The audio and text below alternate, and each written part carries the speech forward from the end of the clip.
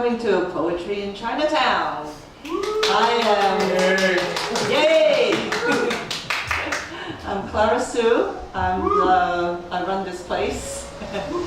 And we are a nonprofit organization, and we started in 2019 to become nonprofit. And so we are dependent on donations and also grants from the states. There's been a lot of defunding from the National Endowments of the Arts. It didn't affect us because we were not big enough to apply for those grants, but they are cutting into state and city funding too. So we will be affected very, very soon. That said, I've been here for 43 years. I've gone through a lot of up and down. So we're going to be here, and we're going to stay here. And we need your support, so we need you to come. Okay, the most important thing is to have this program filled with people. And that is the most important thing. So I'm going to begin by reading a poem today. This was one of the poems that I wrote many years ago, and it's a set. And I used the musical terminology to name the title of these pieces. So this one is titled Lento, means slow. This song has to do with vicissitude. The pink of the lilies paling on stems, the cast of raccoons sunning in a wilted garden. An old man considers the pain on his back. Why wings now? When the bird's eye view passes like a silent movie, not one is saved. Sometimes it weeps. I've already flown. Boys watch their friends die, albeit hovering over the edge of storms, as if they ought to. Neither a hero nor a villain, just a seed traveling. The sweetness of peanut butter cookies. Animals breed and kill, set afire. Insects feed and sting in memory's cavity. I too am capable of slipping into silence toward a vacuous sky. Thank you. And let's give a cheer to all the poets and poetry, and also poetry in Chinatown. May we live forever. Cheers.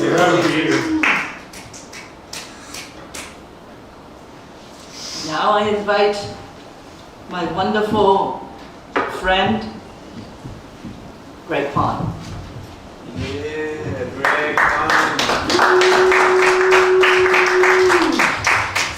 Good afternoon, good afternoon, everyone. Welcome to another edition of Third Saturday Poetry in Chinatown. And this is the May 2025 edition. And we have two fantastic features this afternoon. We have Judith Offer, over here. And we have Rafael Jesús González, right over here. So we will start with a few open mic readers, and then we'll have our first feature, a few more open mics, and then our second feature, and then we'll end with open mics. And there may be more people drifting in as we continue on. A couple things, if you have a cell phone, you might want to put it on silent or vibrate or something like that. And also,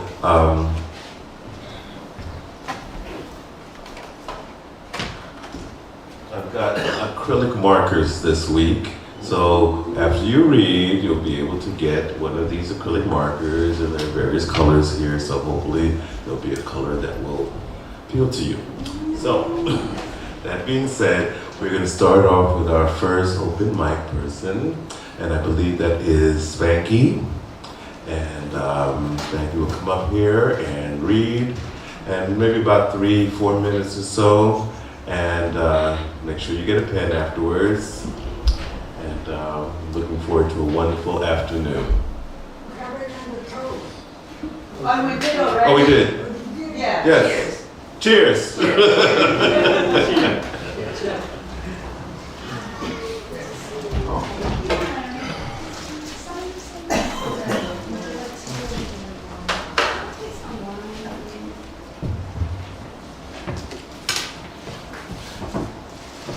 Good afternoon, everyone. Good afternoon. My name is Spanky. I know everyone that knows me calls me Spanky. But on my birth certificate, it says Julian Woods. And so this is a book that I've just written, and it's called The Theories of Grandfather. So what I want to do is read an excerpt from this book from you, which is in the chapter In the Beginning, or the ontological argument. Grandfather had pondered the question, where did God come from? For many years he believed everything that exists can be traced back to the point where it came into existence. So where did God come from? God did not exist before the Big Bang. For one thing, there was no consciousness before the Big Bang. Consciousness did not come into existence until after the Big Bang. And God cannot exist without consciousness. If God were to exist without consciousness, God would be unconscious. Give me a second. After I had a stroke, I have to do everything with one hand, so to turn a page takes me a little bit longer than it normally would. The right side controls your left side. The left side of the brain controls your right side. Excuse me? The right side of the brain controls your left side. The left side of the brain controls your right side. Thank you very much. I'll remember that. The Big Bang Theory, before the Big Bang Theory, there was no order. The movement that existed before the Big Bang was the collision of objects bumping into each other in a haphazardly random manner. The need for order was guided by a force that put things where they needed to be. This force did not have a name, did not have consciousness, but whatever was needed to create the universe, this force was able to bring it about. Try to imagine a blind person sitting at a table, and the table that they're sitting at is the universe and everything in it. Now imagine a crossword puzzle with millions of pieces is dumped onto the table in front of the blind person. The blind person sitting at the table cannot see what the pieces look like, but they can feel what shape each piece is like. One by one, they put pieces of the puzzle together based on the feel of how it's shaped and fits together. They put oxygen and hydrogen together, and water comes into existence. In this way, they put other pieces of the puzzle together until consciousness comes into existence. And after consciousness comes into existence, that which we call God was created. Grandfather named the force that created God the Creator, and he saw it as what caused the creation of the universe as we know it today. Grandfather had no idea when, where, or how consciousness came into existence.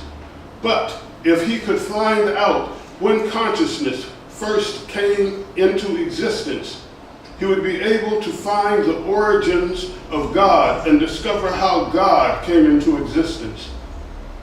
There are many who believe God and the Creator are one and the same being, and that God created the universe.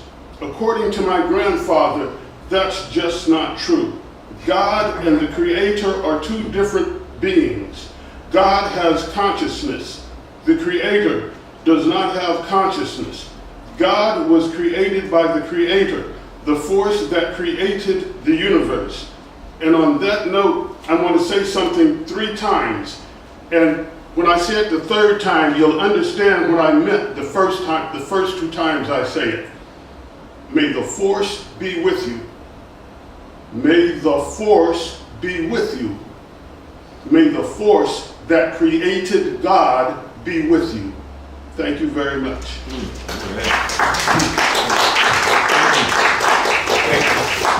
Oh, my pen. Color pen. You know I'm going to get the red one. All right, thank you. Owen Dunkel is up next. Yeah, done. And after Owen, Bill will be up next.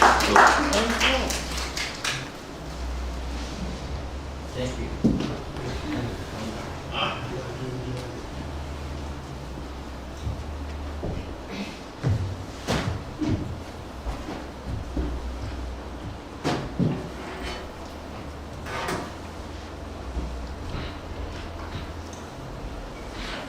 Misperceived distinctions that measure the book.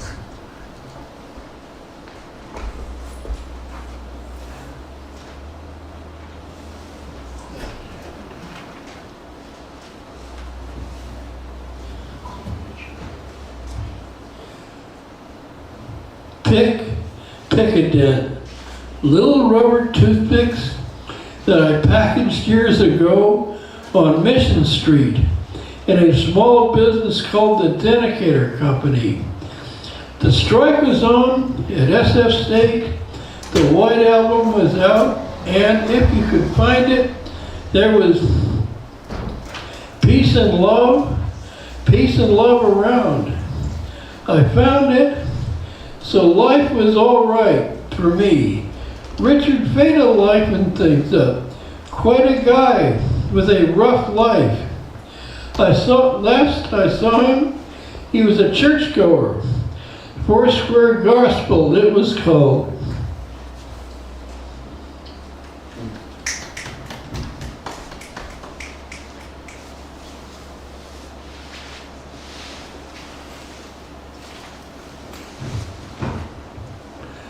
Looking out at last, the sun is just out and down, going down to rest for the black night, and I think come out at sunrise tomorrow.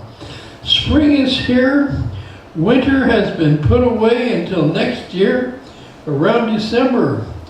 Winter here in California is cold, but not nearly so cold as it is in other parts of the country. Unexpectedly, northern Arizona and Santa Fe, New Mexico.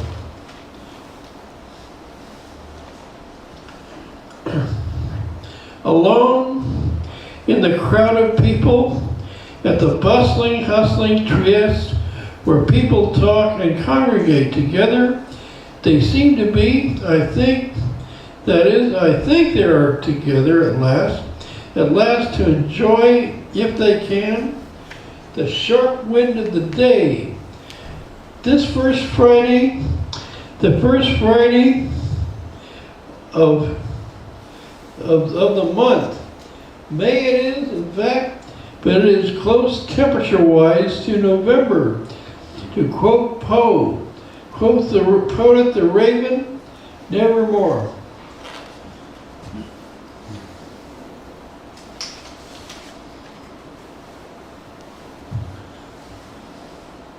A new version of old versus the verse of worse and the verse of better. Life is not fair, but it was meant to be. It's not fair, but it was meant to be. To be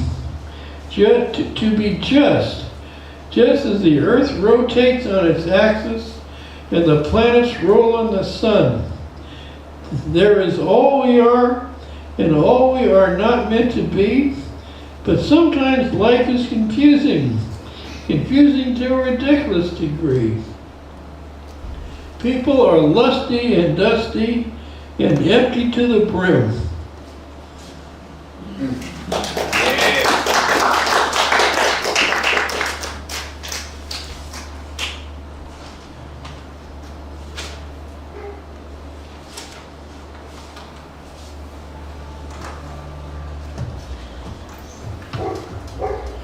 High shadows cover before a white expanse of noon, and a vast array of darkness cast a spell on me.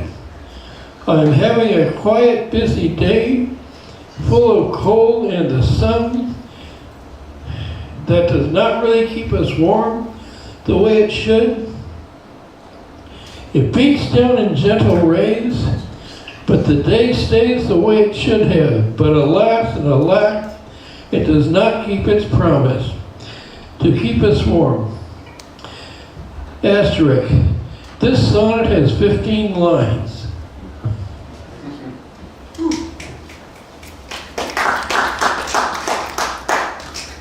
One more.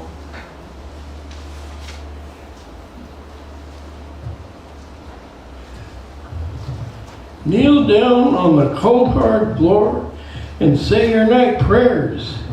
Pray as best you can to the one God in heaven, that when your day is up there arrives, he will treat you right, as I'm sure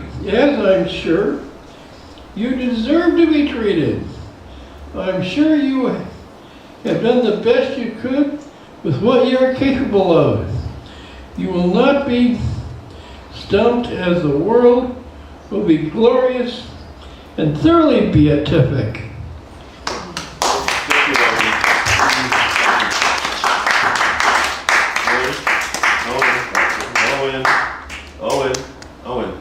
Owen.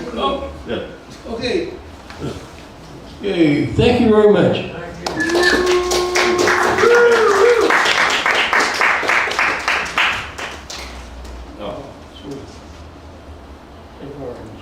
All right.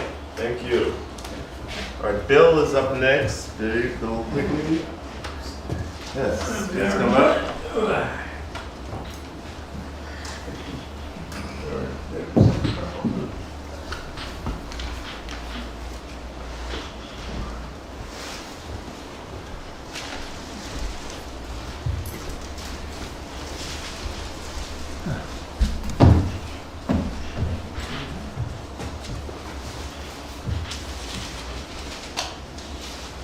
I've written a short poem about just some thoughts that have been on my mind about 60 years now. The title of the poem is Karma Clowned. Black monument glistens in rain. Silent name. Machine gun staccato.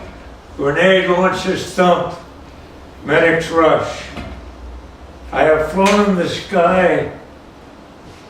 I've flown with Lucy in the sky for diamonds, in Saigon in the hate. Carmelita, how do I fly? Do you copy? And not to be shed, meant for bought. Each week, I give a wheelchair man a bottle of scotch. He hoists it quickly, but just as quickly lowers it.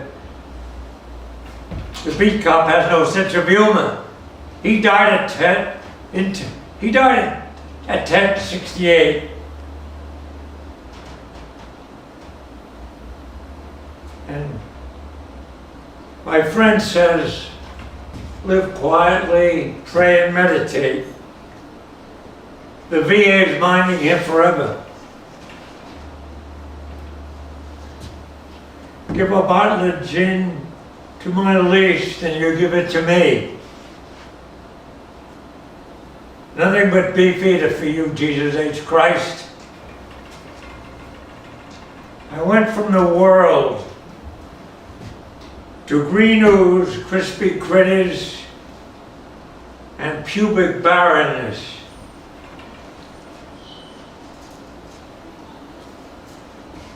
A napalm little girl broke to pieces. we gently swept her into a body bag. Beloved, the cat knows her. Footsteps in the hall, home. Carmelita, Carmelita, request fire mission. Will adjust. Thank you. Bill. Oh, thank you very much. Pen there. Yeah, I can use that. Thanks a All lot. right, good, thank you. All right. I think we'll have one more and then we'll pull up our first feature. Ray, is Ray ready to go? We're moving on. All right. And then after Ray, we'll bring up Judith Offer.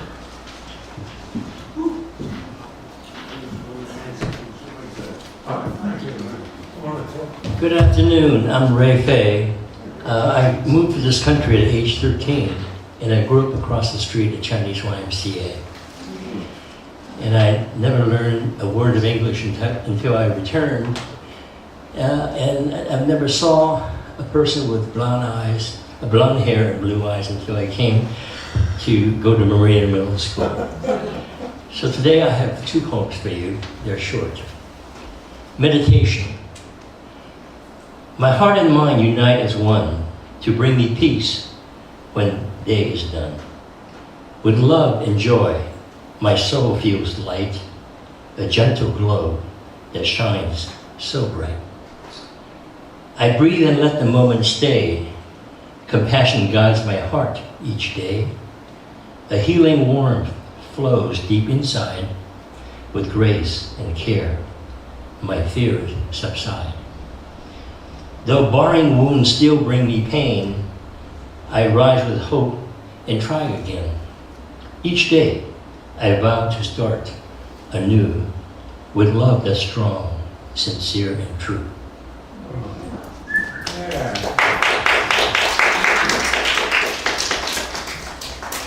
This poem is on behalf of myself and my wife, Ingrid, because we left San Francisco after my retirement 12 years ago, and we just returned and living on Sacramento Street.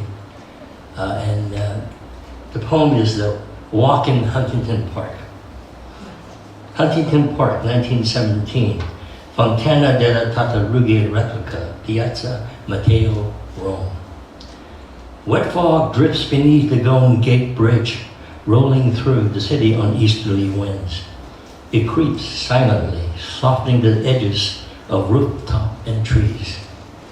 The mist blankets Washington Square, Chinatown, Nob Hill, and settles over Huntington Park. Chihuahuas, terriers now circle the square. Marble fountains gurgle. Gargoyles spout water. 3 old Chinese ladies practice Tai Chi. 3 young women perform a fan dance with sharp clack of folding fans echoing in the mist. A Muslim kneels on a prayer mat, his face turned eastward. Rising to the feet, he shouts, Allahu Akbar, before bowing in reverence and devotion. A stark contrast to the mother standing watch over children in bright parkas as they swing, slide, and shriek with laughter. Dogs of every size, sniffing the ground, circling the perfect spots. A homeless man leaves himself by a bush. Park attendants move quietly, sweeping away beer cans, food wraps amidst the morning dew and clamor. Thank you.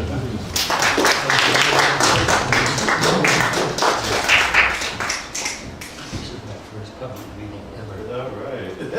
Welcome. Thank you. First public reading. Do another hand.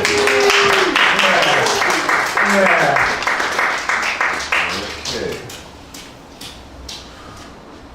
Okay, we have first of our 2 afternoon features, Judith Offer.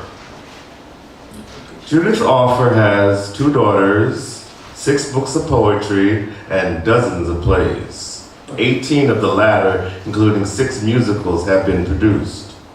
She's read her poetry at scores of poetry venues, but is particularly delighted to have been included in the Library of Congress series and on All Things Considered on NPR. Her most recent book of poetry, called The Grating of America, is poems about the dysfunction and destruction of the 2016 to 2020 U.S. administration, as well as some of the successes of patriots in maintaining the democracy. It includes 22 poems and 8 editorial cartoons by Washington Post cartoonist Nick Anderson. And you can also find more information about Judith at www.judithoffer.com. Please welcome to the stage Judith Offer.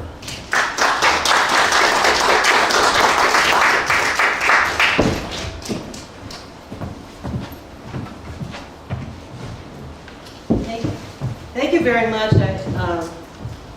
I'm excited to read here. Ever since Clara came and read her children's play at Play-by-Play, I enjoyed watching everything she's done to put this together. It's quite remarkable.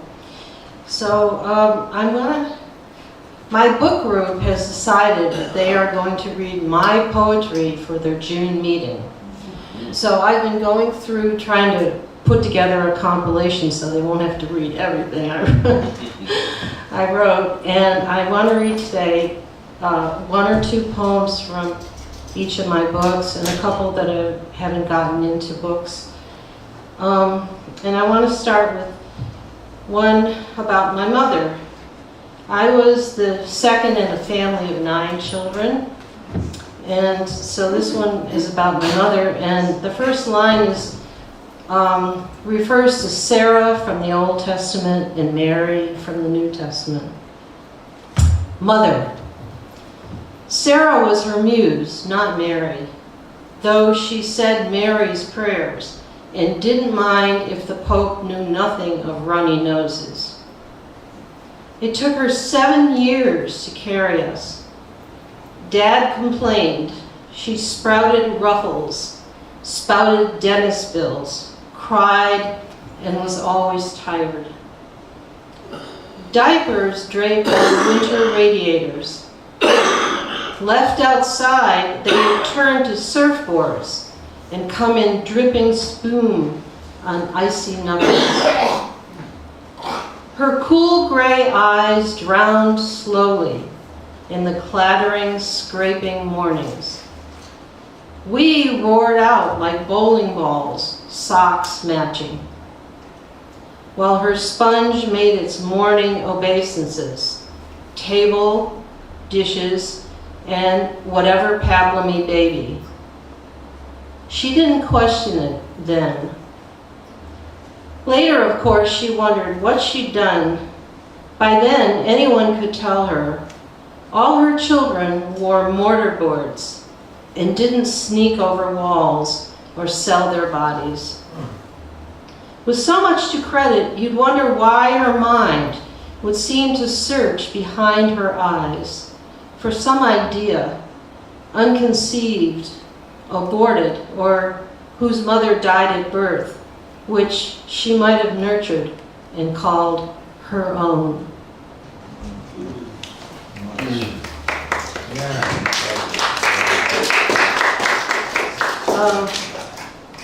And the other one I want to read from this book is a reply to Langston Hughes' poem, you might know, Raisin in the Sun.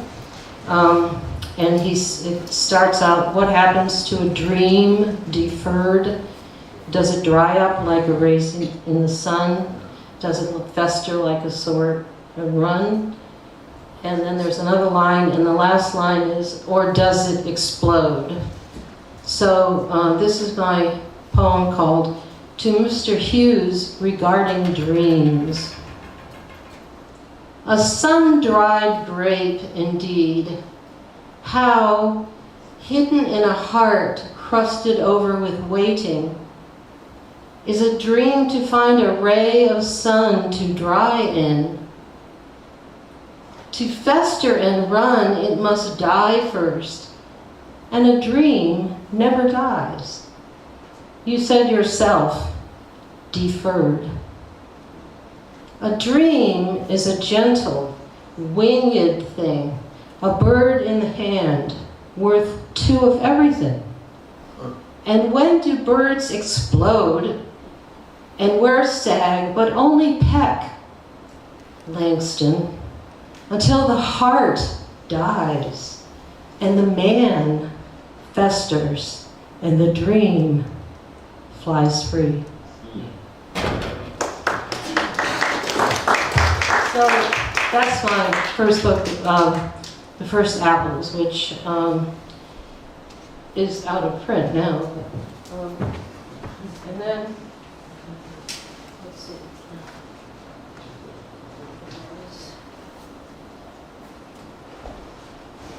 So,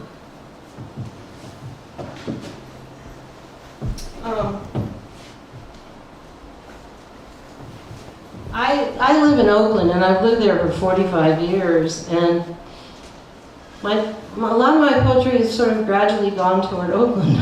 Surprise, surprise. But I have a series of poems about Lake Merritt, which is in the middle of the city. It's 3 miles around, and it's a wonderful place.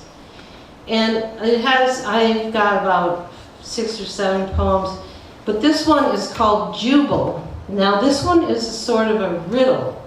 So I'm going to read this, and then I'm going to ask you to tell me what it's about. And then I'll read it again so you can hear. So, Jubal. He means you for tall, not just to see better, but to be bigger than whatever threatens, strays, or deals in pain. Your funereal cadence is louder than Gaul's. Our Kate wants to stop it, but only to love you. So your blue man turns your bit. Your nostril flares slightly. Your eye widens.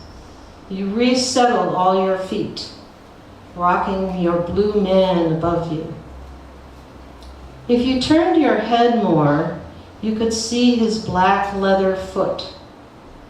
But if you want to lick his hand, he has to get off you. Later he will, and there will be brushes and oats, and his eyes will soften later.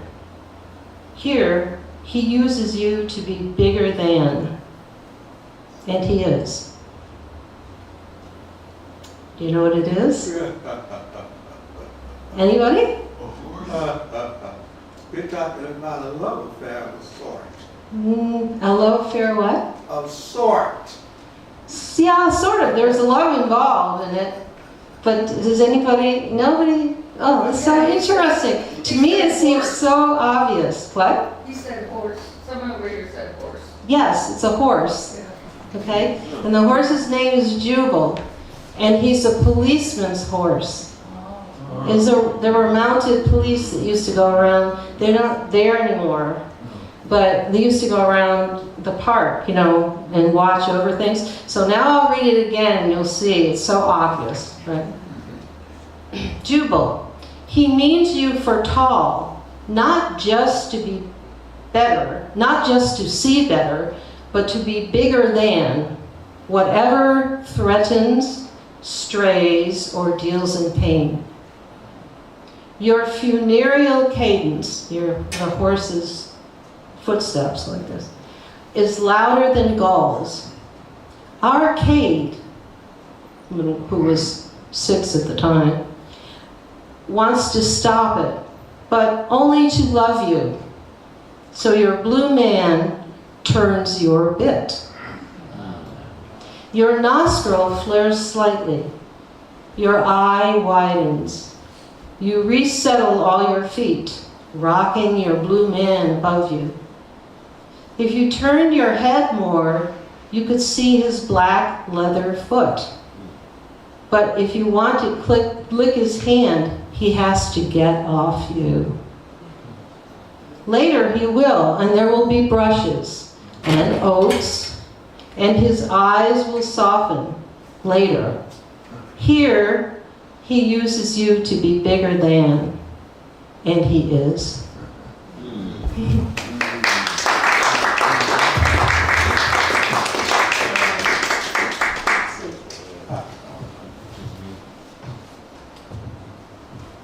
Okay, in the last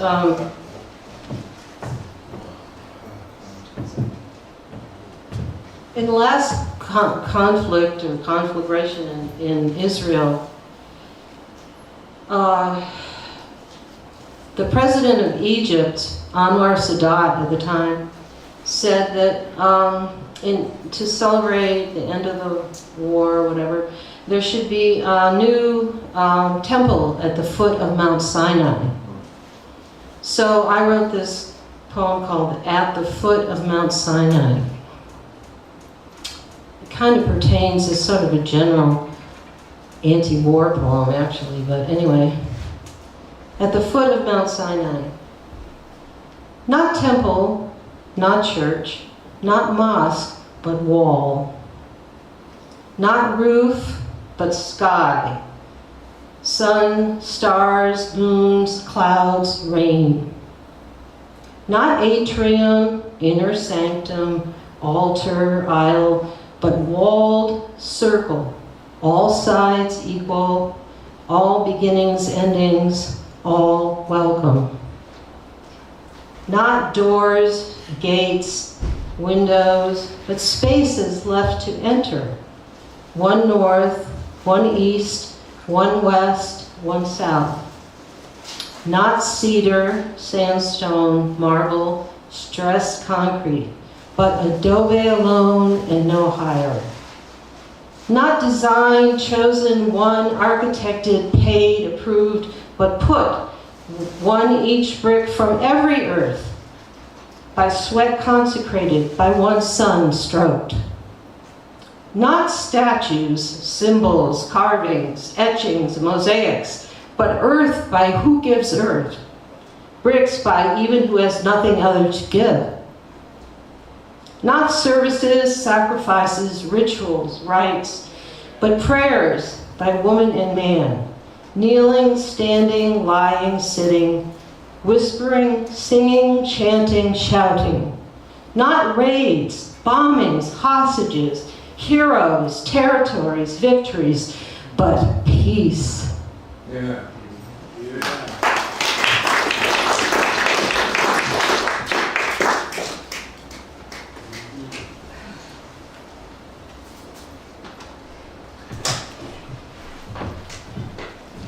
So, as I said, I live in Oakland, and my poetry got to be more Oaklandy. And this poem is about the man who lived next door to us when we first moved in, an elderly gentleman, a very, very nice man, but getting old and forgetting things and that kind of thing. So, one day I wrote this poem about him, but it's actually 4 poems from 4 different sides. One is from our dining room, one is from a bedroom. It's looking at Mr. Taylor's driveway from different angles. So it's called Mr. Taylor's Station Wagon. From the dining room window. Stuart plans a fence, pulls the drapes on our Sunday pancakes. If we wanted modern art, we'd buy some. We let a bush grow, but still the thing hulks, dark green, warped, one door wired shut. A reminder of Soweto, Palestinian camps, Mexican migrant labor barracks, south of Market vacant lots, and all the other places we never wanted to see. From the bedroom window. The Filipina follows anxiously when Mr. Taylor totters to his escape mobile, as though he might drive it away. Not likely. The engine out on the drive, covered with battered plastic. Last year, for the Anything Goes cleanup, his children cleaned out his garage. When I looked out, he was dragging back to his 4-flat Treasure Island a 36-cup percolator, Art Deco, shiny clean. Paid $15 for it for her church affairs, he grumbled all day. No use to giving it away, no use to giving it away. From the kitchen window. He can get in and out if he wants. They think he can't, but he won't pee in his pants if he can help it. Though I have seen him with the guilty circle. Standing at our sink, I watch him retreat behind his welcome wagon, zip down, pull out his portable piddler, and let go the yellow stream against an otherwise useless back license plate. It runs into a crack in the driveway as he pretends to sort his treasure hoard. He needs a toilet in his car, says Kate. From the sidewalk, just his head visible above the dash, warm in his hunting cap, snoozing, he is with us and not with us, like a kid in a treehouse.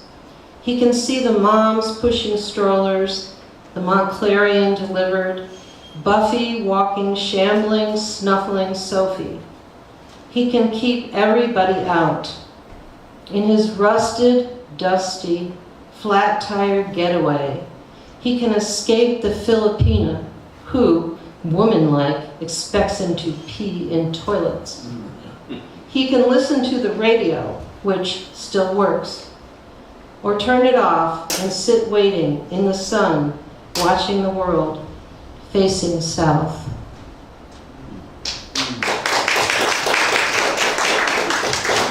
That book, this book is called There Is There. In other words, there is something in Oakland, even if you don't think there is. So,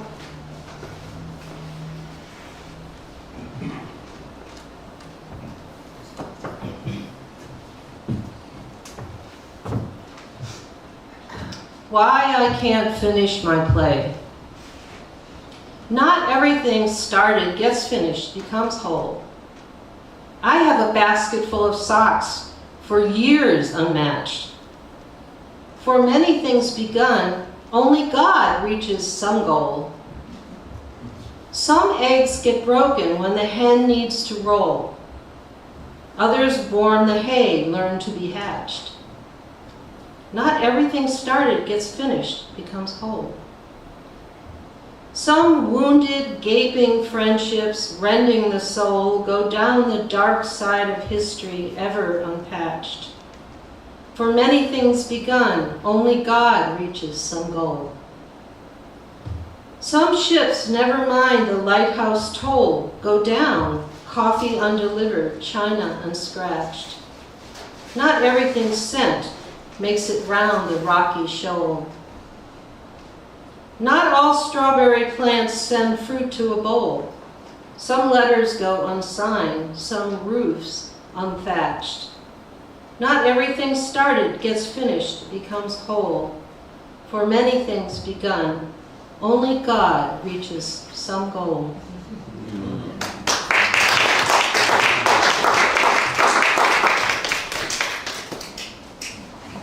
Then, so then, over this time, I was becoming a very avid gardener.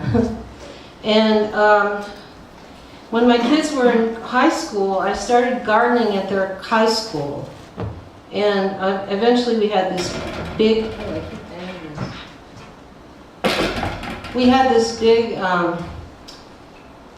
day-long gardening thing with the whole school and the whole thing. It was really, really, really fun.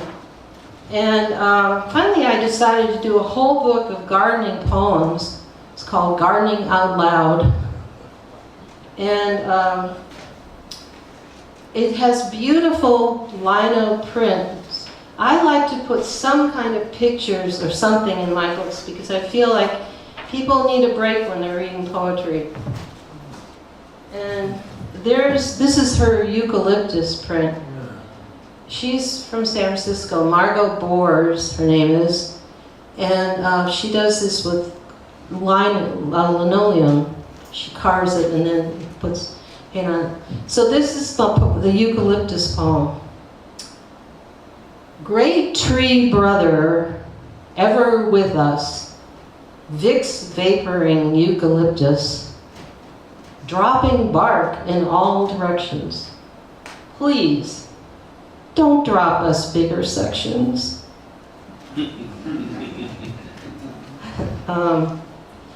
And then, let's see, I'll just read. There was another one.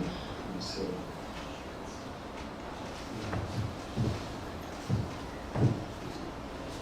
So, the school where I worked had a headmaster. I'm trying to find the poem about him. These poems are not on a, they don't have numbers because they're separate. Each poem is separate like this. And some people just use them for writing paper. You know, they send a letter to their sister or something. Okay, I'll do the one about cotoneasters. There's a lot of different kinds of poems, but these beginning ones are short. This is cotoneasters. I don't know if you're familiar with them. They're a long, tall, scraggly bush with a red berry.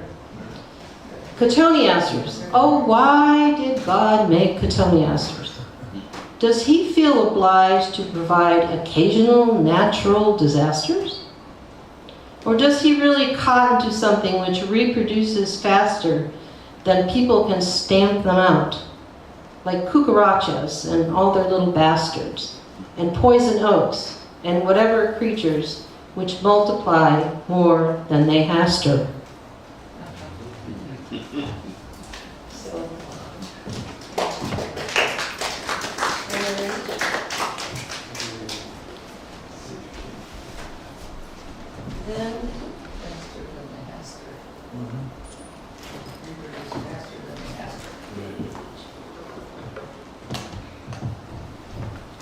So this one is called Double Crossing, and it's poems on two streets in Oakland, MacArthur and Webster, that cross each other. And all the poems in it are on one of those streets. And this poem is about a big Art Deco theater called the Grand Lake Theater. It's in Oakland. And the owner of the theater uses the marquee to put political messages.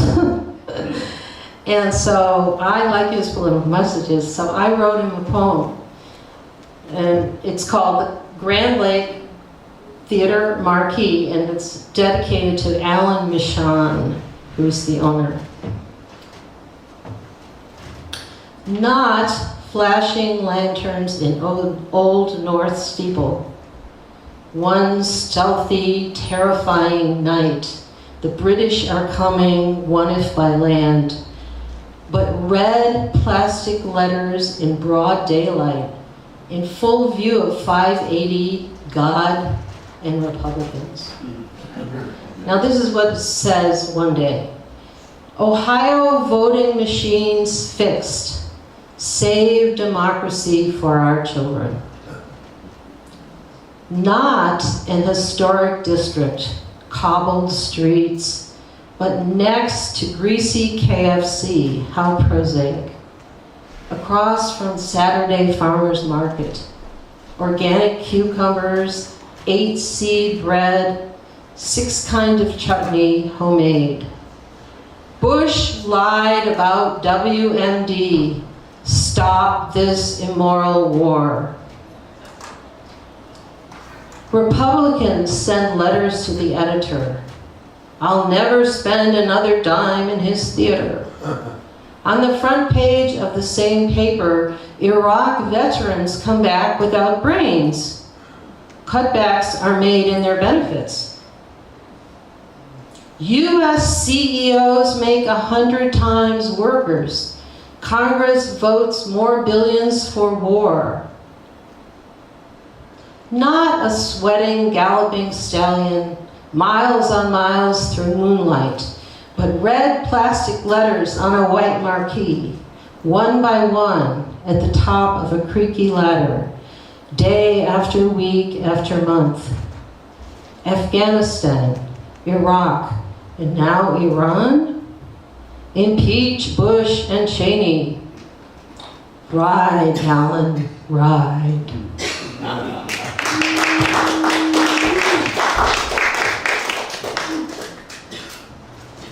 So,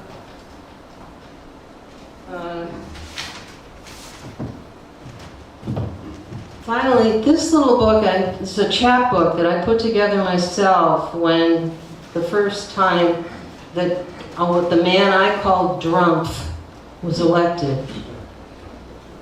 And I want to read a poem from this, and then I want to read a new poem from right now. So, let's see. Junk food on silver platters. Majority Party congressmen rush importantly down wood-paneled halls, pushing aside reporters, while NRA and Big Farm write their bills and lobbyists arrange their holidays. Down Pennsylvania Avenue, the old Main Post Office is a Drumpf hotel, steeped in debt, its contractors unpaid, its dining halls full of demagogue emissaries. In the Oval Office, with ghosts of Madisons, Grants, Roosevelts, and Kennedys watching, reeks of lies, innuendo, tweets, foul language, traitorous agreements, and ruin.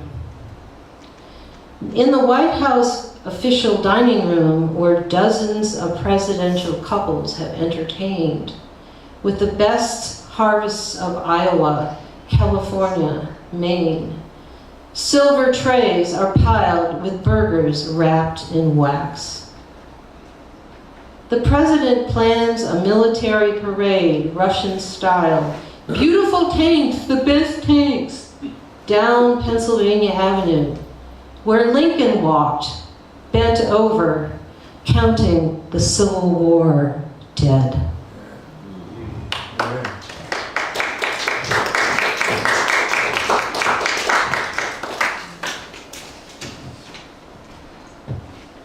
Okay, so I've been writing some more poems, but I don't know what I'm going to do with them, but you should take a look at this after, because there's a lot of really good political cartoons in this one by Nick Anderson, who used to be the cartoonist for the Washington Post until they cut out their political cartoon. But anyway, this is a poem I'm working on right now. It's called The Most Pitiful Man in the World. He believes nothing is grander than himself, nor sunrises, nor mountains, nor constitutions. So he doesn't actually look at them. He thinks of forests as something to cut and sell, and national parks places to dig for minerals. He has never done a hike except on a golf course, in a cart.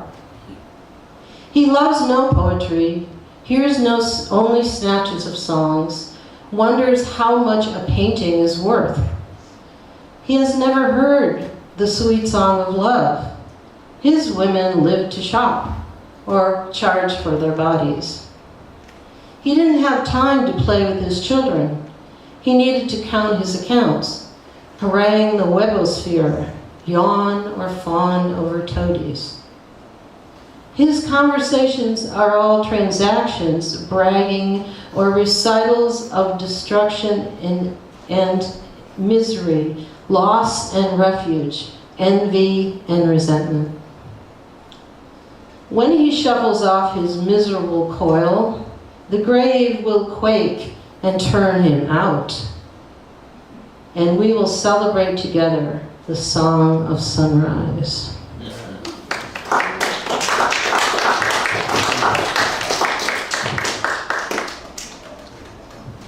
And finally, I want to read one poem that's about my husband, who's my support system for many years. And my husband was an international tax lawyer, and he spent one time, he was in Japan for 6 months. I couldn't go for 6 months. I had other obligations, and I did go for 2 months, but in the other times, we had to Skype back and forth and talk on the phone and everything. So I wrote this poem about that time, and it's called Japan. I am Skyped into your day, me talking in yesterday, you talking in tomorrow. Or Yahooed, the words shifting and drifting on the prevailing winds of the Pacific Rim, then dropping electronically from email ether onto pages of flickering pixels. I tell you, you had your car had its smog checked, and I went with the Nellises to the King's New Year. You tell me about the Plum Blossom Festival at Yushima Shrine with its long lines. I tell you, I read poetry at the Library of Congress, and the other poet's husband made a video. Millions of people have done this, you stipulate, citing wars, tsunamis, epidemics, and spouses rising to the occasion. Winding bandages, plumbing kitchen sinks. We talk as much as we do at home, you say, avoiding any mention of pillow talk.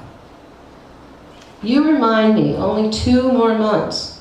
You say you are paid in spades for the 15 hours of distance between Oakland and Tokyo.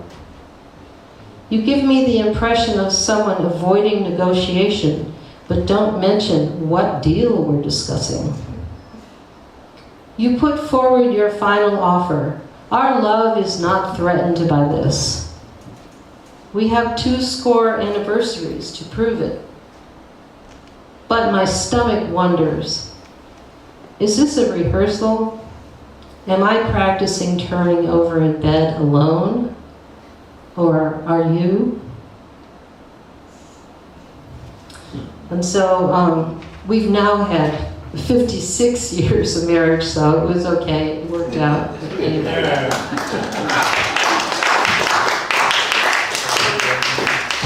So I just want to mention that I had decided I was going to just make a bargain of $5 each for my poetry books if anybody wants to buy one.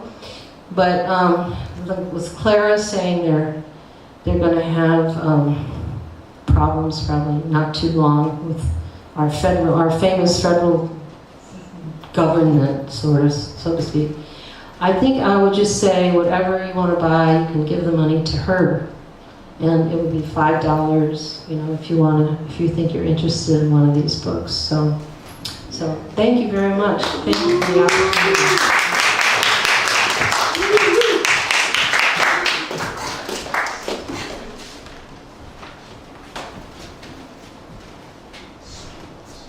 Another hand for Judith Offer.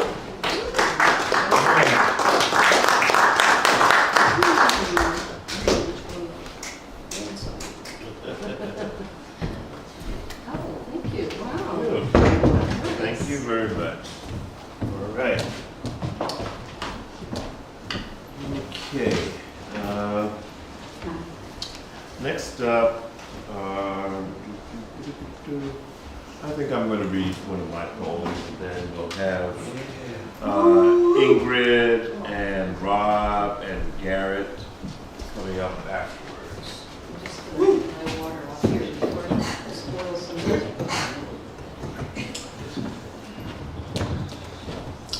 This is a poem that I wrote a while ago.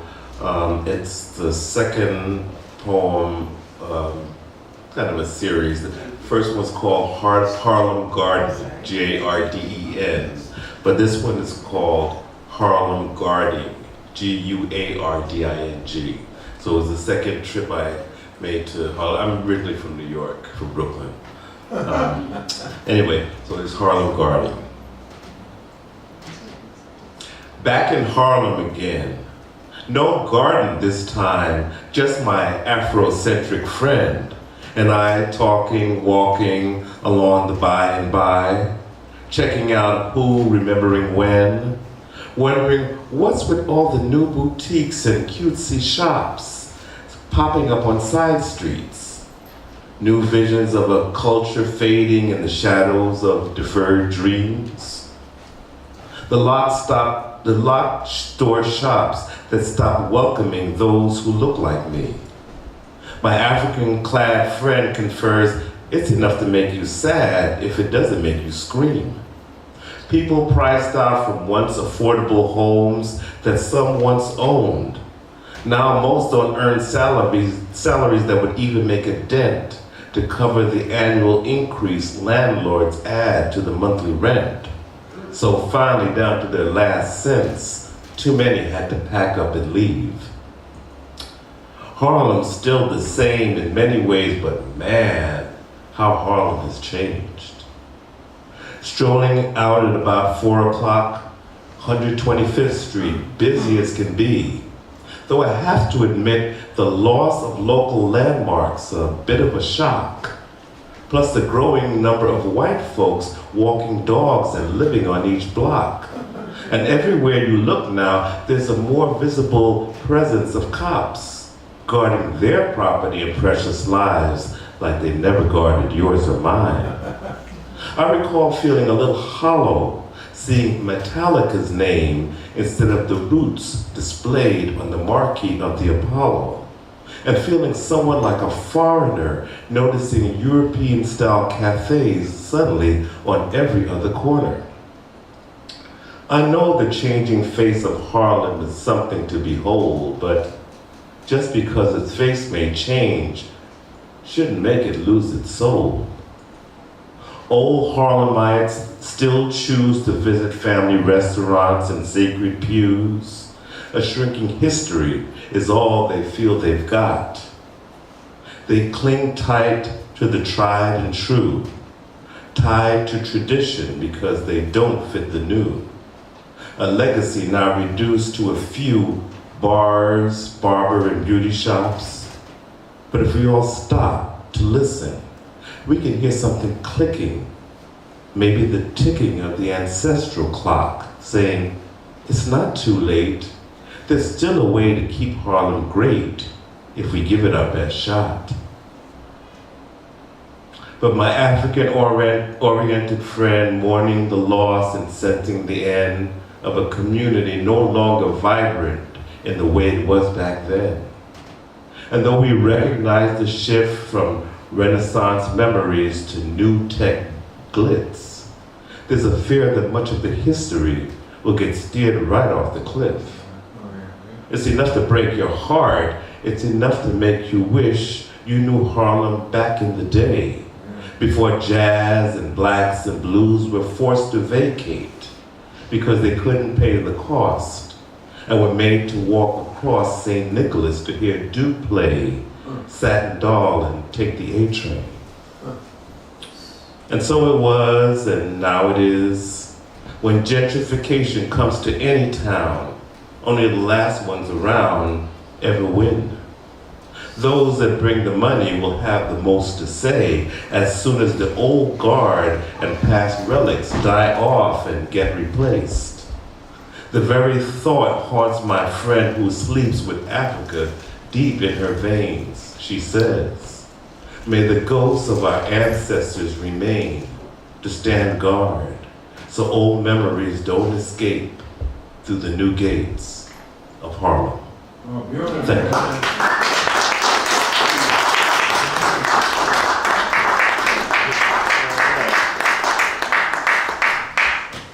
Thank you. Ingrid is up next. Oh, and while Ingrid is coming up to this, is Ingrid still here? Ingrid. That was a mistake. Okay. Oh, well, welcome. I just want to say thank you all so much. You all look so beautiful. Thank you all for coming out this afternoon, for taking the time. Those of you who choose to read, those of you who are just here to listen to the poetry, thank you. It really means a lot to you to spend your Saturday afternoon here. So, anyway, so then we have Rob coming up, and Garrett, and then Rocio. Thank you, Greg.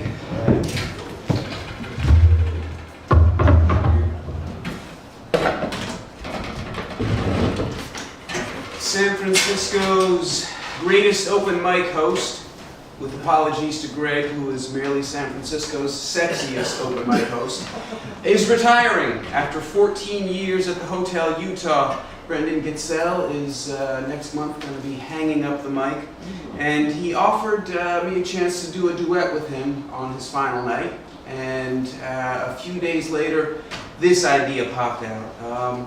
This song is maybe a little more pertinent to musical open mics, but I think most people hearing this will recognize somebody they know.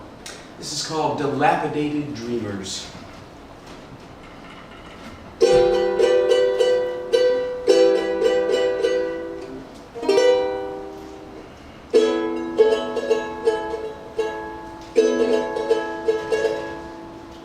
Come to the open mic. See humanity on parade. They sing off tune, meow at the moon. Sometimes they even get laid. A little insecure, a little unsure, trying hard to be cool. No screaming fans, no Grammy speech. Here's the hill, you're the fool. Dilapidated dreamers, howling half-baked songs, but they want to save the world, so everybody sing along. Dilapidated dreamers want to shine like the sun, but no one's listening, so just have fun.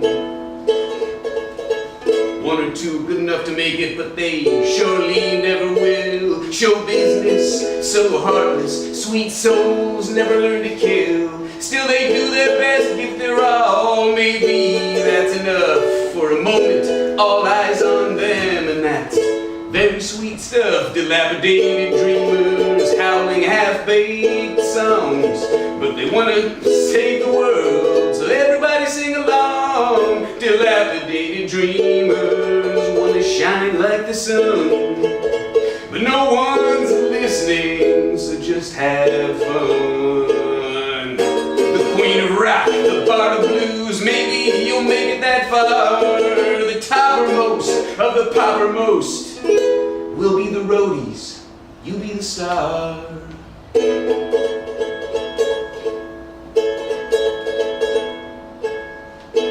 Some don't know they're awful, and some don't know they're good. Some refuse to give up, even when they should. But there's a sweet fool up there, maybe this is their night, when patience paid off and the crowd goes, woo! What a beautiful sight. Dilapidated dreamers, howling half-baked songs, but they want to save the world, so everybody sing along. Dilapidated dreamers want to shine like the sun, but no one's listening, so just have fun.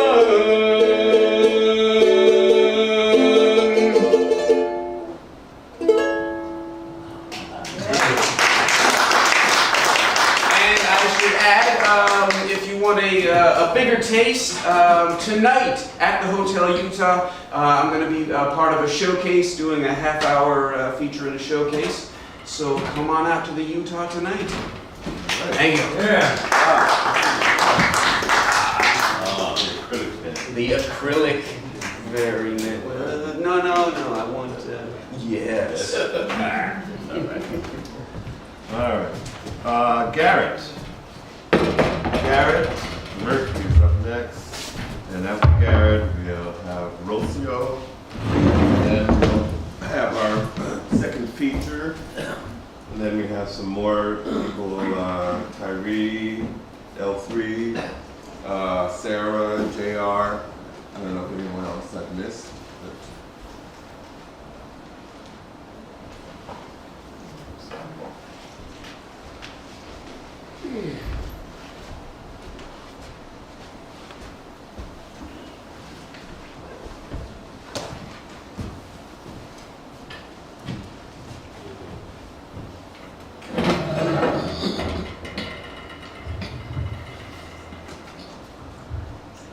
A pledge of allegiance via one's own drummer. I pledge allegiance to the encouragement, support, and sustenance to and of the arts and humanities, and to the inclusionary nurturing that these efforts will encourage, and to the illumination prevailing over the amelioration of the darkness and exclusionary afflictions that would otherwise diminish all hope, joy, and fulfillment provided by such, and due to all.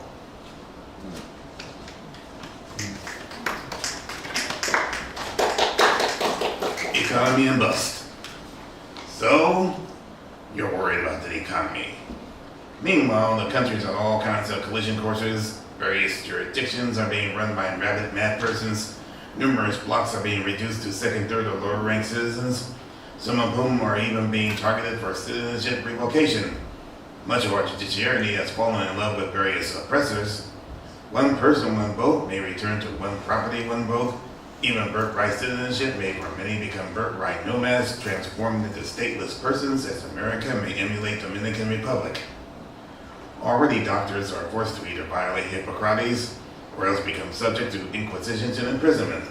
Many even now are being denied knowledge and pride in themselves, for their institutions have fallen to those who ignorance is their bliss. People have permission and blessing to harass and insult as they please, even, no, especially if it offends, mocks, or even endangers those they just don't like. After all, is cruelty not the point? And you're so concerned about the economy. From what we've heard lately, the economy is doing just fine, but let's try this little scenario. You think with your stable economy, all your troubles will be over, or really? Only, you might not be able to capitalize on that. You may not be allowed to capitalize, but even that you yourself can. Possibly your friends and acquaintances might not, especially if they are some sort of other. While you may be looking for your stable economy, some others may be shut out of the loop for reasons not their own.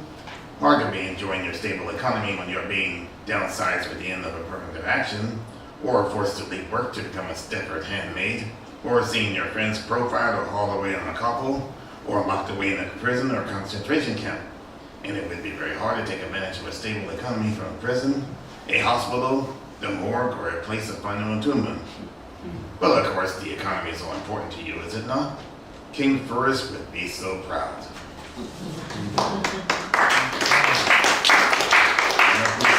Physical killjoy. Once it was customary to take a knee. Now it's a seeming prerequisite to bend and kiss the knee. Something to consider one must. A splotch of dirt on one's pants, one's dress, one's stocking, or one's bare skin can be washed or laundered clean as the case may be. But can one's bare lips or tongue, even with the strongest mouthwash, be ever freed of putrid residue accumulated by the most bogus yet soi-disant icons? One's choice.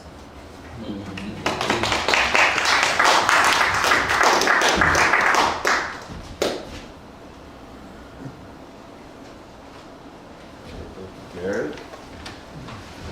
And then we have Rocio.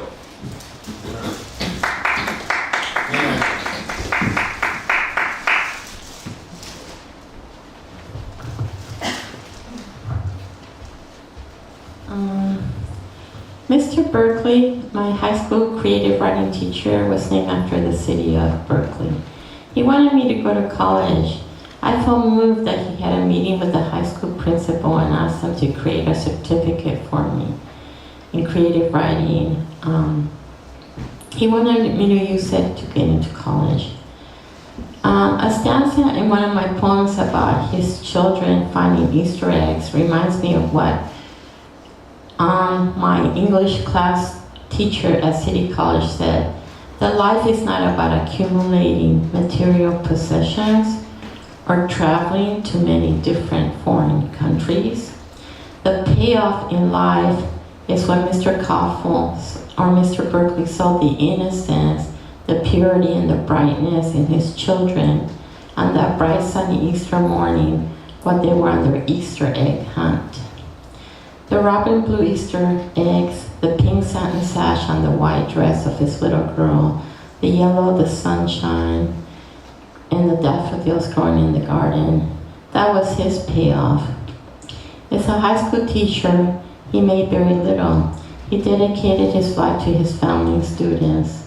So as far as I'm concerned, he got the point in terms of living a decent life. I remember I would spend time in class watching Mr. Berkeley teach students, and I knew or understood that one day I too would become a teacher. I just did not know what type of teacher. Never in my wildest imaginings would I have ever realized that I would become a sand play therapist and an art therapist teacher. I had never even heard of sand play therapy. When I was in high school, it was only a few years since sand play therapy had been invented. Mr. Berkeley taught a class on self-concept. He would teach the class outdoors.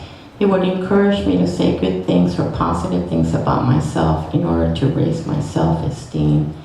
Never did I imagine that I would ask women on probation, sitting at a large rectangular table, to write positive things about themselves with felt markers on colored red, yellow, orange, large wood popsicle sticks in order to achieve the same result that Mr. Berkeley did, to raise the woman's self-esteem and to use the art therapy tool, the popsicle sticks, as a tool for the exploration of self-concept.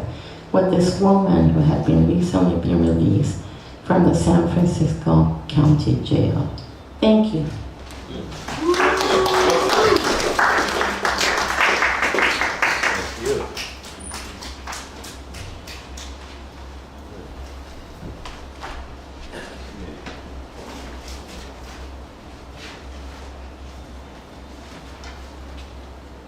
Okay, it's time for a second of our features of the afternoon. Rafael Jesús González, Professor Emeritus of Creative Writing and Literature at Laney College in Oakland, California, where he founded the Mexican and Latin American Studies Department, was 4 times nominated for a Pushcart Prize and was honored.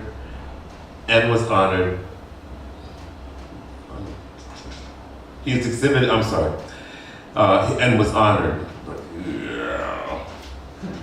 It's hard when you're doing these things on these phones, okay. He was exhibited at the Oakland Museum of California, Mexican Museum of San Francisco, Galeria de la Raza, among others. He received the César Chávez Lifetime Achievement Award in 2013 and one from the City of Berkeley in 2015. And in 2017, he was named Berkeley's first Poet Laureate. Please welcome to the stage Rafael Jesús González.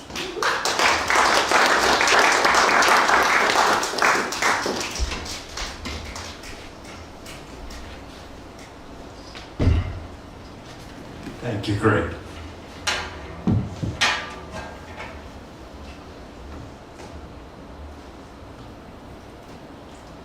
At the risk of setting off fire alarms, it is my custom to open my readings, burning a little bit of sage.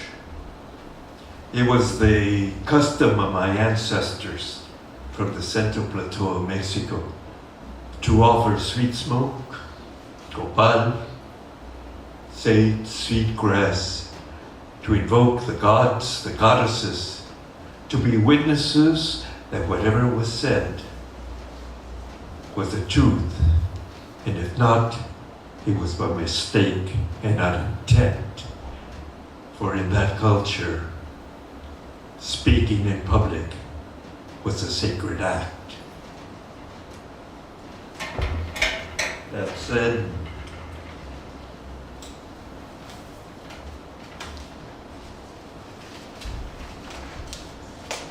in 2005, I was invited to the World Congress of Poets in China, and it was held in the town of Songsen at the foot of Taishan, which is one of the holiest mountains of China. I mentioned that I was born and raised right on the border of the United States and Mexico, El Paso, Texas, and Ciudad Juárez, Chihuahua. Consequently, they make me heir to two muses who speak two different languages, Spanish and English. So consequently, 95% of my work or more is written in both languages. Luna plena sobre Taishan. Esta noche, la luna plena sobre Taishan, la montaña sagrada, me llama a un congreso mundial de poetas, el primero en el reino central en hace 5000 años, bajo el templo del emperador de Jade, en el pabellón de los 5 pinos, me esperan Levi y Tu Fu.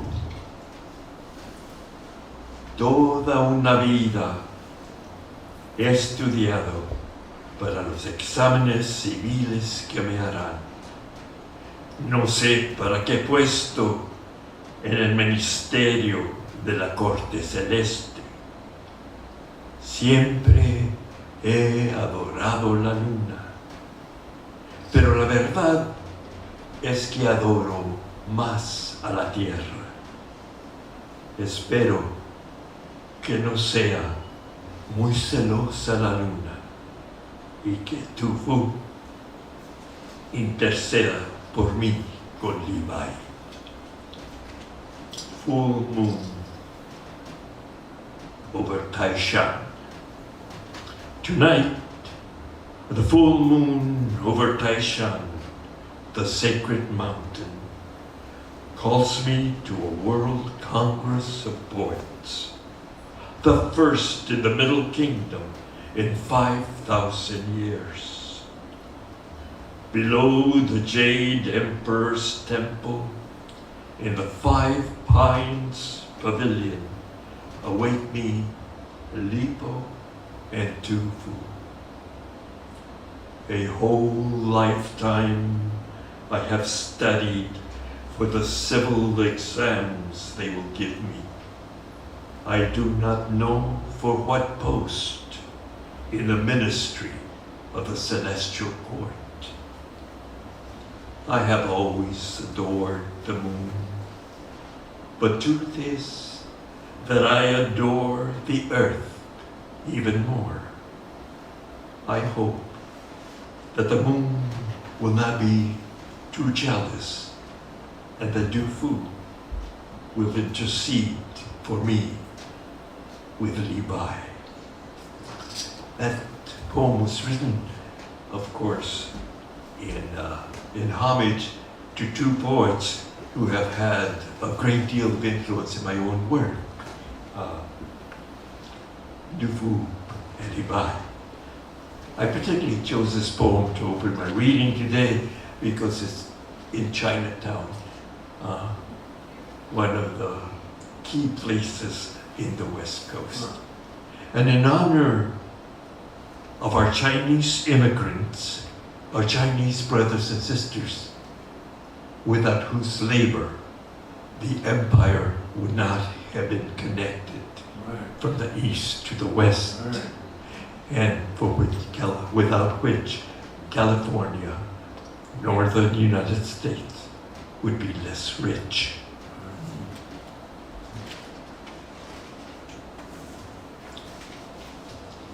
Te digo que soy cansado de no poder darle la espalda a la injusticia y crueldad del mundo. Quisiera en vez contarte lo que el saco y la secoya, la piedra en el arroyo hecha lisa por el toque suave o brusco del agua que dice. Quisiera decirte los cantos del lagartijo y la mariposa, cantarte las canciones calladas de la madreselva y el romero. Quisiera describir versos de amor a la tierra, a la vida, a ti. Pero no puedo darle la espalda a la injusticia y crueldad del mundo que causa tanta pena y sufrir en la tierra. Mis versos de furia y protesta son también poemas de amor, de un amor herido y traicionado. I tell you that I am tired of not being able to turn my back on the injustice and cruelty of the world.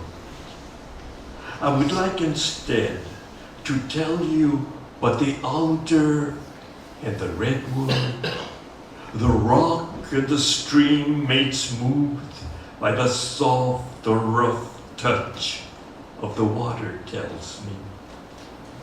I would like to tell you the tales of the lizard and the butterfly, sing you the quiet songs of the honeysuckle and the rosemary. I would like to write poems of love to the earth, to life, to you. But I cannot turn my back in the injustice and cruelty of the world that causes such pain and suffering on the earth.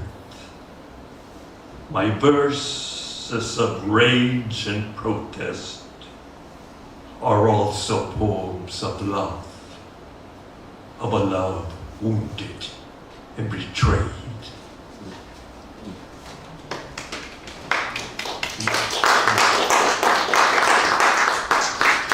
A little request, if you would please withhold your most kind poetry till I finish my selections, because I have selected them to follow a certain kind of logic that I'd like you to follow with me.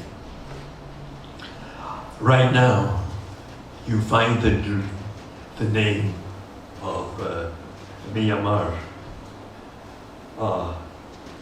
formerly known as Burma, in the news, because he has suffered a tremendous earthquake that has caused tremendous amount of suffering. But this next poem is written to honor a kind of suffering that Burma, Myanmar, has suffered, and that is tyranny. Luna para poetas asesinados. It has an epigram by Ernesto Cardenal. Y creyeron que te enterraban, y lo que hacían es enterrar una semilla. Ernesto Cardenal, para los poetas de Myanmar y todos los poetas muertos resistiendo la tiranía.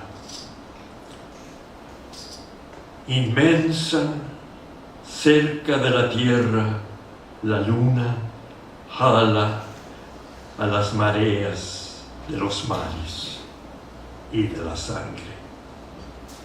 En la sombra de la tierra se tiñe escarlata como laca birmana por los atardeceres de la tierra. ¿O será que se reboruza de furia, partera madrina de la vida? La sangre de sus sumos sacerdotes, los poetas, corre roja en las calles. Pero manténnos y otros se levantarán. Palabras cargadas de verdad, belleza, amor, no mueren, encienden el pensar y hacen revolución en el corazón. Moon for Murdered Poets.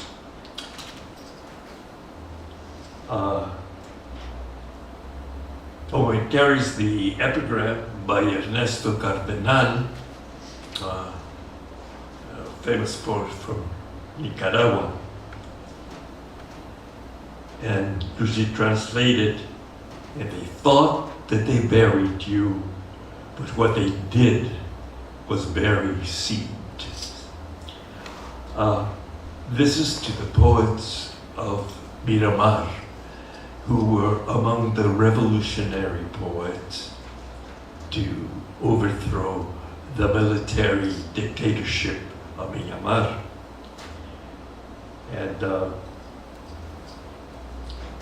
And this is for them, but it is for all poets who give the voice, who are the voice carriers of resistance at the risk of their own lives.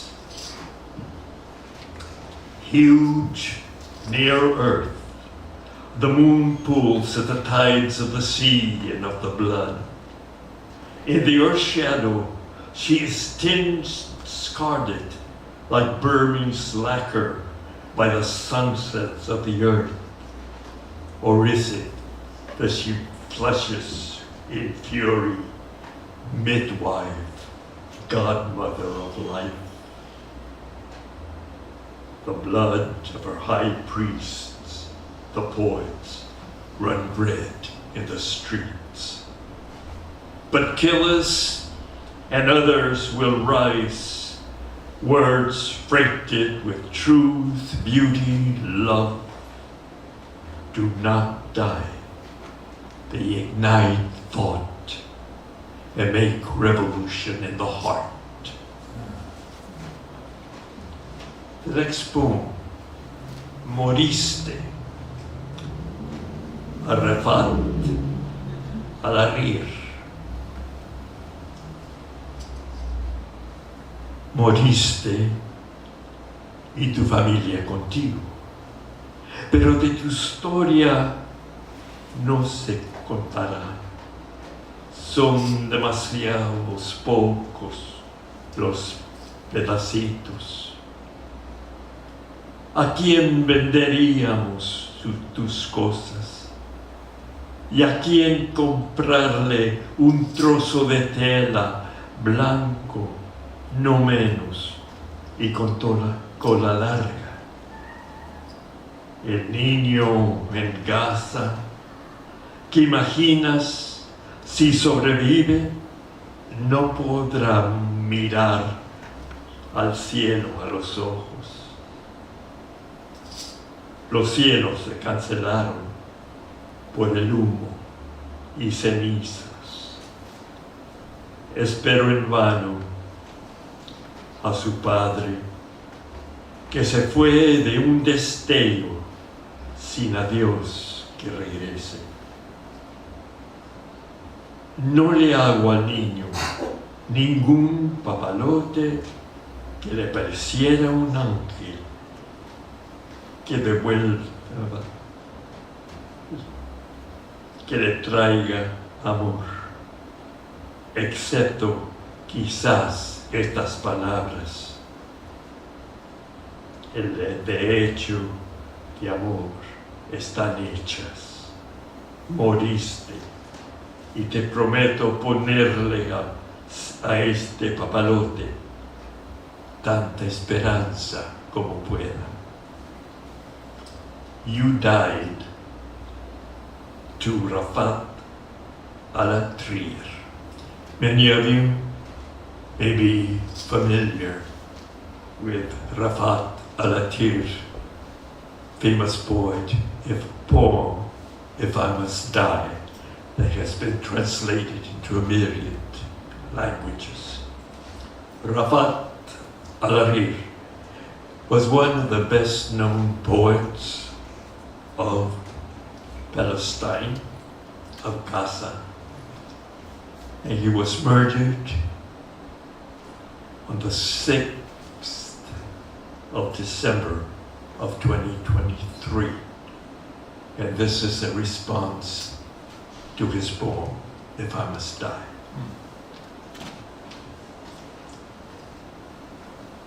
You died, and your family with you. But your story I do not know to tell. The tiny bits are too few. To whom would we sell your things? And from whom buy a piece of cloth, white no less, and with a long tail? The child you imagine in Gaza, if he survive, cannot look heaven in the sky. The skies are cancelled by smoke and ash. He waits in vain for his father, who left in a blaze with no farewell to return. I make the child no kite, that he may think an angel to bring back love, except perhaps in his words. Indeed, from love are they fashioned. You died, and I promise to put into this kite as much hope as I am able.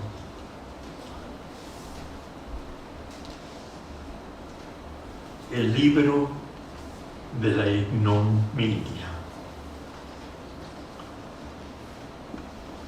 Los olivos lloran por el poeta, que pidió que cuando muriera se volara un paparote blanco y su cuento se narrara. Recuerda su nombre, Rafael Jesús. Y la niña que lloraba, tengo tanto miedo. Por favor, vengan y llévenme. Por favor, vendrán. Y fue balaceada. Recuerda su nombre, Raza. Muchas, más que los hijos lloran, tenía nombres demasiados para recordar. La tierra llamada Santa está corrompida por la sangre de los inocentes masacrados, por los peores hijos de los macabeos. Y el último capítulo del libro santo se llamará libro de la ignominia. The Book of Ignominy. The olive trees weep for the poet who asked that when he died, a white kite be flown and his tale told. Remember his name, Rafael Jesús. And the child who cried, I am so scared, please come take me, please, will you come? And was gunned down. Remember her name, Raza. Many more the olive trees mourn, had names too many to remember. The land called holy is made tainted with the blood of the innocent slaughtered by the worst sons of the Maccabees. And the latest chapter of the Holy Book will be called the Book of Ignominy. Right now, in history. We are experiencing a genocide of the people of Palestine by the state of Israel, which has become a fascist state. Yeah. And the hands of Israel are stained with the blood of that slaughter. But not only the hands of Israel, but our hands of the United States complicit in that slaughter. And it behooves us to put our minds and our hearts into the holy land that has been blasphemed by that genocide, which the world cannot accept, but goes on unhindered, mostly from the power of the empire. This is something that we have not yet faced and that we must face. There are other things we have to face, and that is also the persecution of the immigrants. Remember well that the wealth of the empire was built by forced immigration, slavery, and by immigration after that. And now immigrants are persecuted.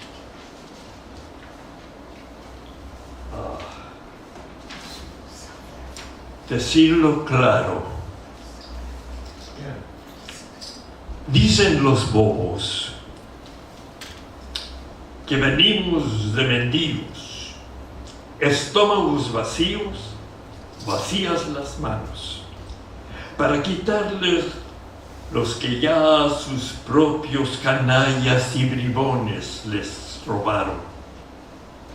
Sí, venimos con hambre, huyendo la violencia a donde la riqueza del imperio se concentra, pero con las manos llenas de nuestras artesanías y labores, corazones llenos de bailes y canciones, con nuestra cocina rica en sabores, les traemos alma a un país sin alma. Traemos el arco iris y prefieren el gris de sus temores. Se empeñan en construir muros si lo que se necesita es puentes. To say it clearly, the fools say that we come as beggars, stomachs empty, empty hands, to take what already their own scoundrels and knaves have stolen from them. Yes, we come hungry, fleeing violence to where the riches of the empire are concentrated,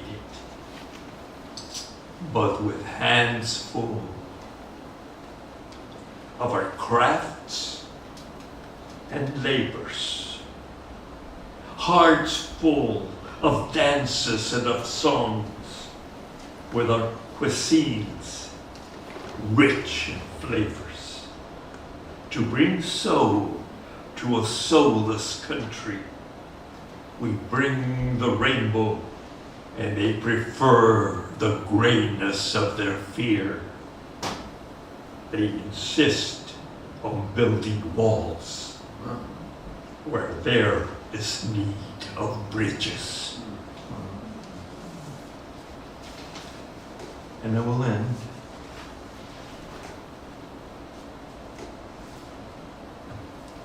Se me pide como poeta. Se me pide como poeta laureado de la ciudad, que recite un poema sobre los niños, niñas, madres, padres, separados, encarcelados, enjaulados, torturados en centros de concentración en la frontera del sur.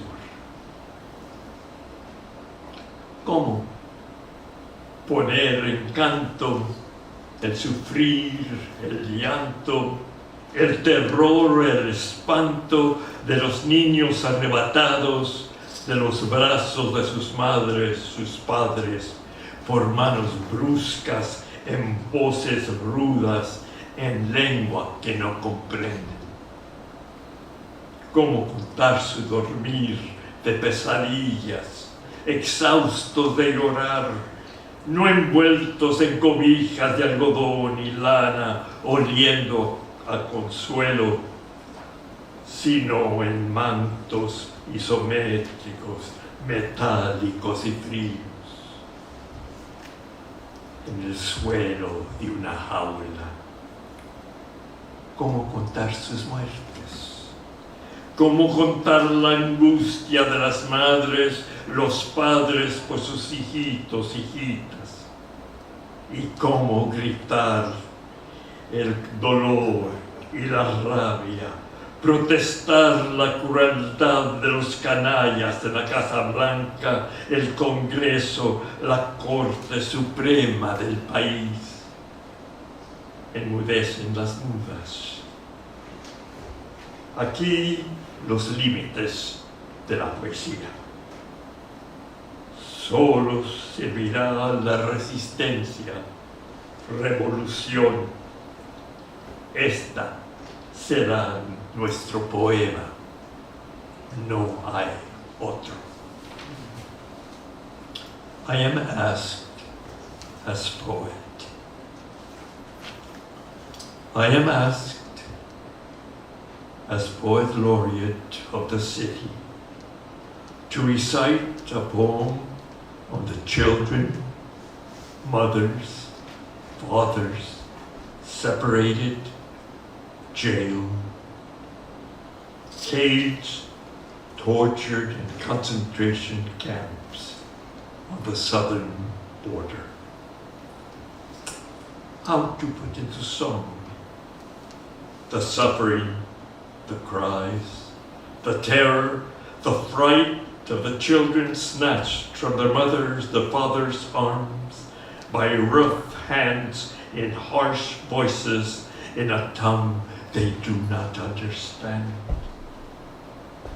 How to tell their sleep of nightmares, exhausted by crying, not wrapped in blankets of cotton and wool, smelling of comfort, but in space blankets, metallic and cold, on the floor of a cage. How to sing their deaths. How to sing the anguish of the mothers, the fathers for the little sons, little daughters. How cry the pain and rage, protest the cruelty of the villains in the White House, the Congress, the Supreme Court of the land. The muses grow mute. Here, the limits of poetry. Only resistance will do. Revolution. That will be our poem. There is no other. And yes, my brothers and sisters, we are in a state of tyranny. We are in a state of fascism, and let's call things what they are. We have a scoundrel, a known criminal, and a fool heading the empire that will affect not only the nation, but the whole world. We cannot keep silence before that very fact, and we must organize and make revolution.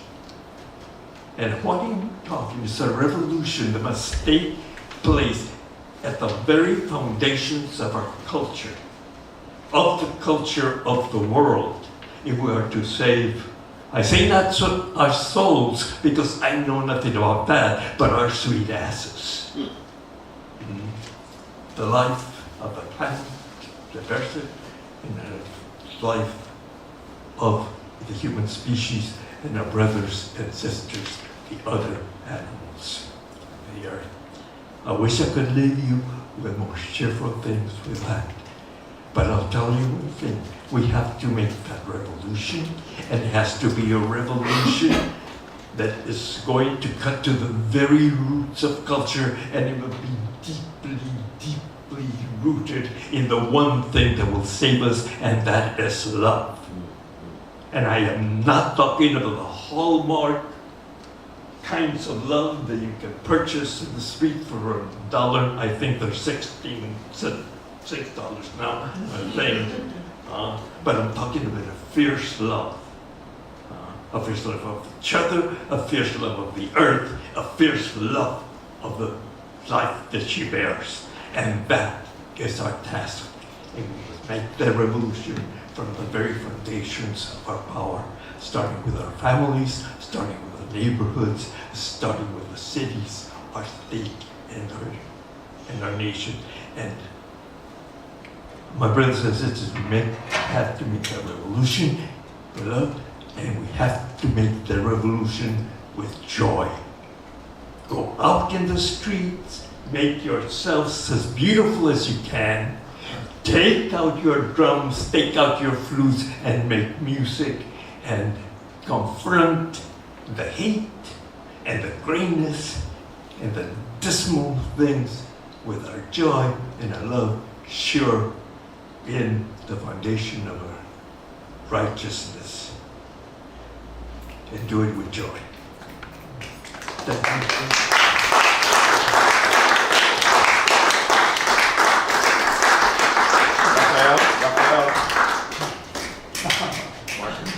you. One more hand for Rafael.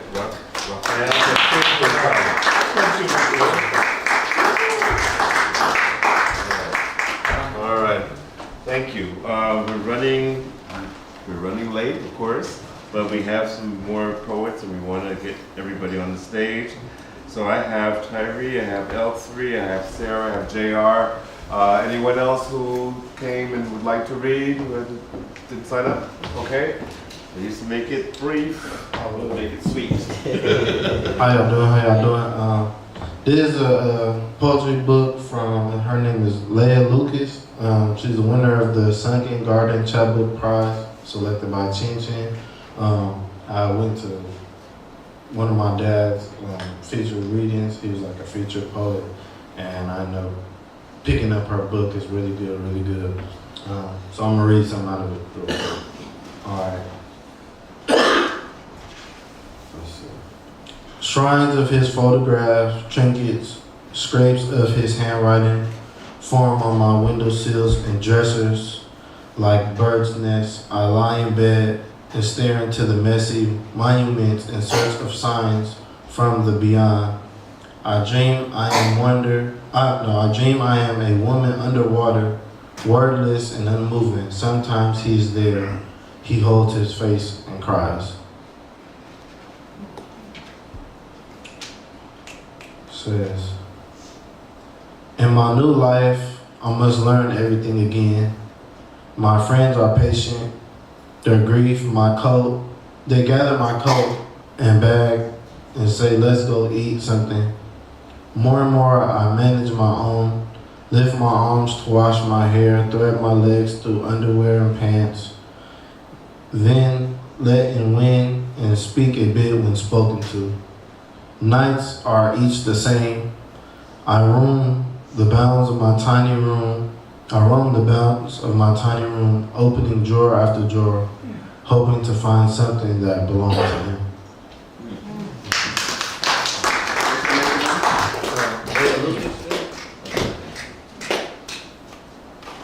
Thank you. All right, L3 is up next. And Sarah and JR. Hey everyone. I'm going to be doing kind of the same. Her name is Elizabeth Bailey. The book is named I Dined on Rhinestones in Pisco. And so I just chose this poem because I felt like it related to me and what some of Rafael was saying about the love thing, how we all need to connect. It goes about, we're only observers looking on as he journeys across the river, one too far for us to cross in life. Be read, left behind to the photos, books of poetry and memories, each to mourn in our own way, to say sorry in old comforting ways. We gather together at the end of Neely's stream of life to share the love amongst ourselves and beyond, sharing gifts of poesy and friendship, forgiving and not forgetting. May our bond be strengthened by it. All right. As a matter of fact, Elizabeth Bailey was featured last month. Here. Sarah Menifee.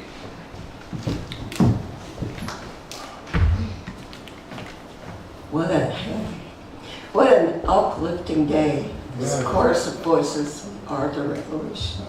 Thank you. This is for Khalif. He used to levitate when just a child. He remembered while talking to his sister on the phone the other day, on the day of his 34th birthday. And she remembered it, wondering still how he did it. Quote, I went up a few inches above the ground and stayed up there for several seconds. I remember doing it many times at that age, too young to know he couldn't. I don't doubt him, 'cause that's the way he is. Quote, my little sister would say, how you doing that? But he couldn't tell her. I didn't know. The other night, he went to a hell realm, a deep black pit full of suffering humans, and the pit tried to pull him down. Quote, they had a hold of the skin of my face. I resisted and thought they would rip my head right off. With his whole dear soul, he fought. A very tall humanoid walked by and looking down at him said in a low voice like an aside, what an interesting creature. Of him, my beautiful friend, who woke up crying out for a faraway love. Thank you.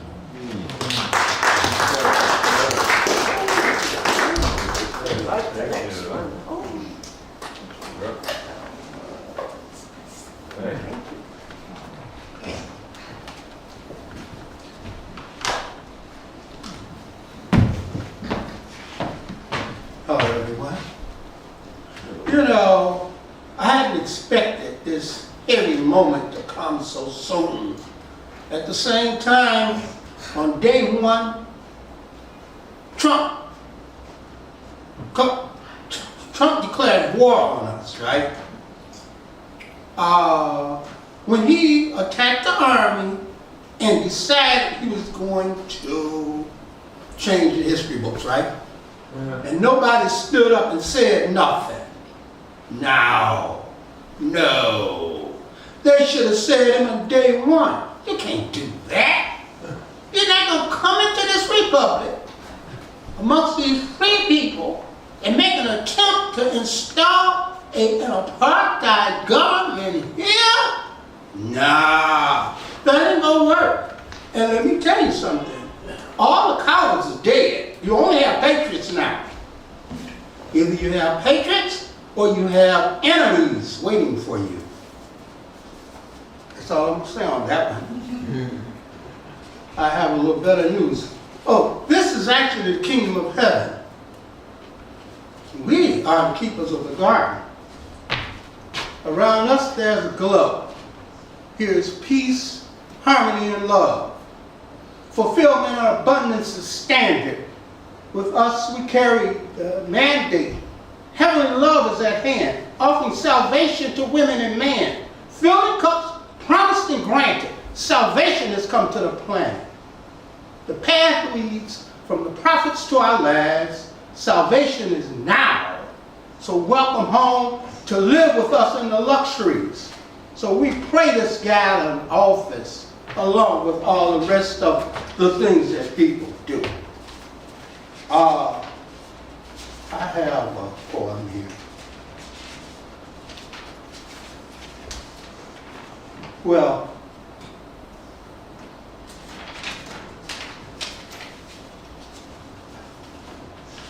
that is something.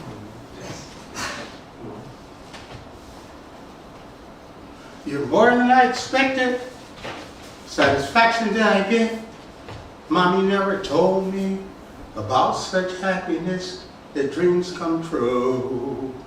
The new lease on life, being with you. You know, I could kiss the ground and walk a lot. I want you to know exactly where I'm coming from. Kicking boots with you was quite sensational, and what paradise is like you made clear to me. Standing here cheek to cheek is quite a thrill.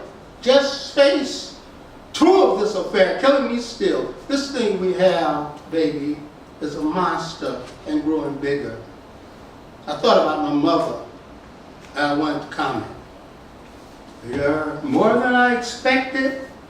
Satisfaction that I get. Mommy never told me about such happiness that dreams come true. This new lease on life, being with you. Hey, you really smoked at that party looking toasty. My following through made me tell the truth. This thing we have, baby, is a monster and growing bigger. I had to say this. No matter what the weather, snow, rain, or fall, you're the angel in my life, and heaven must call your name. No way I'll ever be the same. Hey, we'll do Boulder for vacation, that's the spot. Spending time together always says a lot. Right now, again, I feel the flames. I have this notion very soon we'll share my name. But before we rush to the altar, I thought we'd talk it over. You may be happier than any man could be, having taken me to heaven's gate, having shared with me your ecstasy. And since we both have good intentions about the future, I wanted to comment. Our love is in the mix, only you can make it stick, having it last forever, come what may. But if you went away, I'd still love you within. So let us make love again. Thank you.